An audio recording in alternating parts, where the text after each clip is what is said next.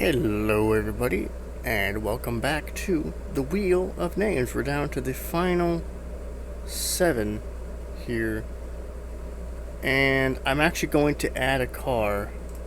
I'm going to add the police cruiser, otherwise known as the Stanier. And hang on, the caps lock is on. Yeah, caps lock is on. I'm gonna add the police cruiser, or otherwise known as the Stanier, in GTA 5. While it is in GTA 5 and it remains exactly the same, the police cruiser in GTA 5 is different from the police cruiser in GTA 5, and even a taxi is a little different. So I thought, you know what, technically the police cruiser is this updated version of the Stanier. I'll get into more detail when I talk about it, if it's a part of this video or not.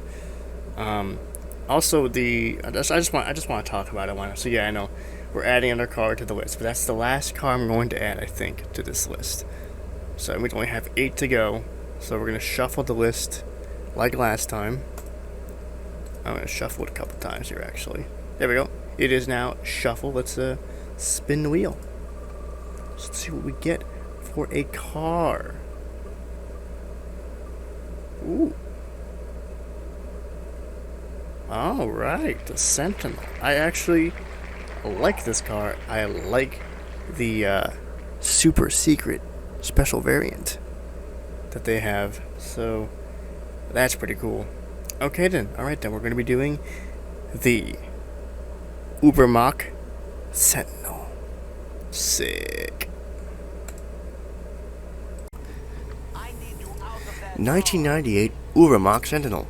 This is probably one of the few vehicles in GTA 4 that has a long legacy before GTA 4 came out, but also continues a legacy in 5 and online. But does it live up to its predecessors? Alright, today I'm going to do a parody of New Radicals, You've Got the Music in You. I've got a review to do, Sentinel. I've got a review to do, 8 more left, this car is gonna pull through. Sentinel, this car's got a reason to live. Can't forget the legacy that it gave. That was pretty good, actually. 1998 Ubermatch Sentinel. I guess this could be a direct competitor to the Sultan. Ubermatch Sentinel. I have more money and no kids. Okay, jokes aside, I never really drove this car much in GTA 4, believe it or not. I always prefer cars like the Ballista Compact, Fudo, Hakumai, Feroci, or Uranus. You see a pattern? 3 of them are Japanese. Technically 4 if what I said about the Feroci being a Ubermatch import is true. I guess Sentinel didn't look fast or exciting. I never had a chance to see what it was really like driving one. Kinda like how I talk crap about the 88.6 and how it's slow and overrated, but everybody tells me, oh, try driving one, you'll change your tune then. Perhaps. But that was definitely the case with the Sentinel. Why? It didn't have the coveted XS moniker from the days of old. If you've been around the older games like me, then you know about the Mafia Sentinel and the Sentinel XS, which was the cream of the crop. Only in GTA 5 did the XS trim return, if you can call it that. My thoughts on that will be for another video, however. Back on topic. There was one Sentinel I longed for. The coveted Sentinel XS did exist, but not in name. I'll discuss it later. Ramble over.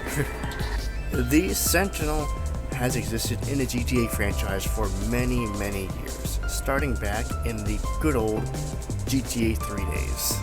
The GTA 3 and subsequent Liberty City Stories models were designed after a Bmw E34 with influences from an E39 and a Mitsubishi Diamantante.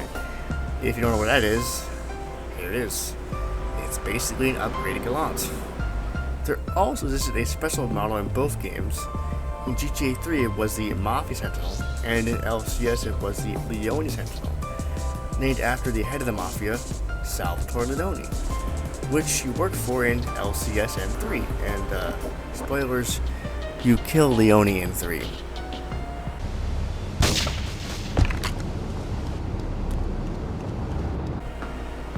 Both models were based on an E36 and were essentially a tuned version of the standard model, with a body kit, rear window louvers, and a rear spoiler. Moving on to Vice City and Vice City Stories. The Sentinel was based on a Bmw E43 with influences from a second generation Honda Accord. The higher XS model is based on the same car and features the same body kit as the Mafia Sentinel and Leone Sentinel. Naturally, the XS, Mafia, and Leone Sentinel are vastly superior to the standard model. Now, finally, in San Andreas, we got just the standard Sentinel. No XS model this time, just this.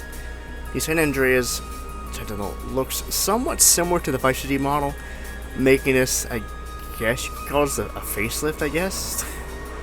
And now we arrive here today at GTA 4, where the Sentinel has dropped its 4-door design in favor of a 2-door coupe.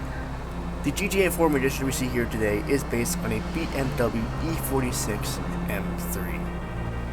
The E46 is the 4th generation of the BMW 3 Series range of cars.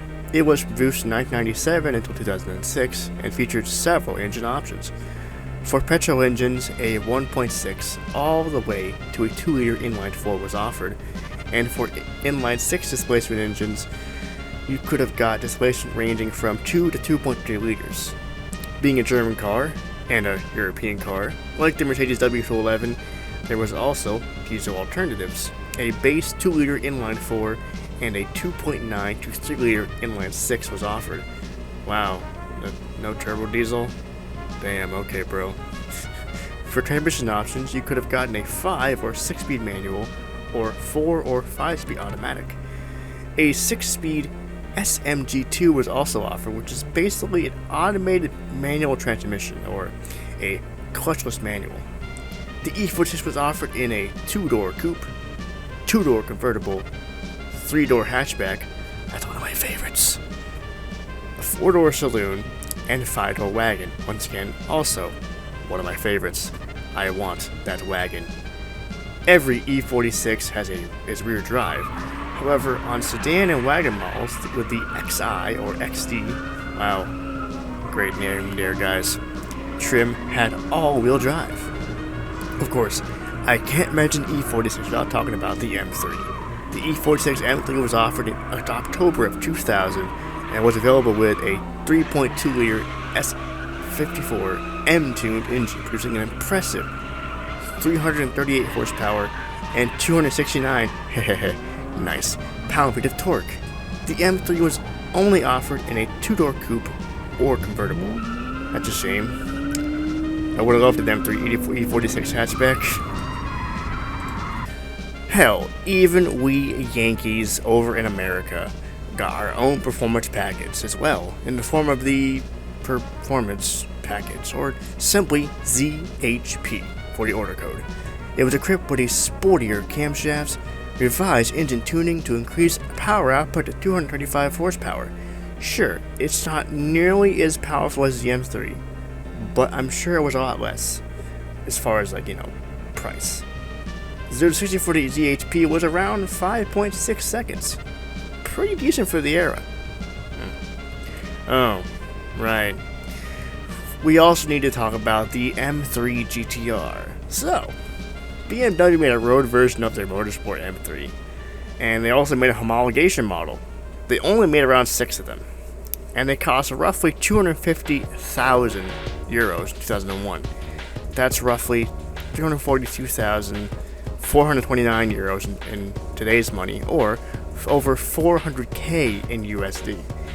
It made roughly around 382 horsepower, which was detuned from its original 444 horsepower. Most of you, of course, remember this car from Need for Speed Most Wanted. No, not that one. There we go. This car has become so iconic that people to this day still recreate it in real life and in other games. Okay, so that was a lot of information to process, and it went on for much longer than I thought. let's move on with the Sentinel. Under the hood, the Sentinel features a double overhead cam, turbocharged inline 4. While i4s were offered on the E46, no turbocharged models do exist, but I can assume it is equipped with one of those 2-liter 4-cylinder engines. The Sentinel, like its E46 counterpart, is rear drive and is mated to a 5-speed transmission. As far as handling and performance, I must say this is one of the best cars I've driven. While it certainly isn't the fastest, it has great acceleration. The car does tend to lose traction at high speed into quartering, but in the hands of a skilled driver, you can pull off some near professional style drifting. Move over, Ken Block. I'm coming to get ya. The GTA Wiki even said this car is, quote, arguably the best choice in the modern category in multiplayer racing. Of course, I can't finish a review without talking about the Sentinel XS. Now, while in game, it is simply called the Sentinel. It features the Sentinel XS badges on the trunk lid. This is one of the more rare cars to spawn in the game, and I found the best way to get this car is to steal the Sultan RS hidden in Albany. It resembles its older GTA 3 and Vice City predecessors with a body kit, hood vents and scoop, black painted wheels, and a rear spoiler with STD or Sentinel Tuning Division graphic on the rear spoiler, clearly a parody of STI from Subaru. Unfortunately, the performance is the same as the standard Sentinel, but it still looks great. Well, there you have it, folks.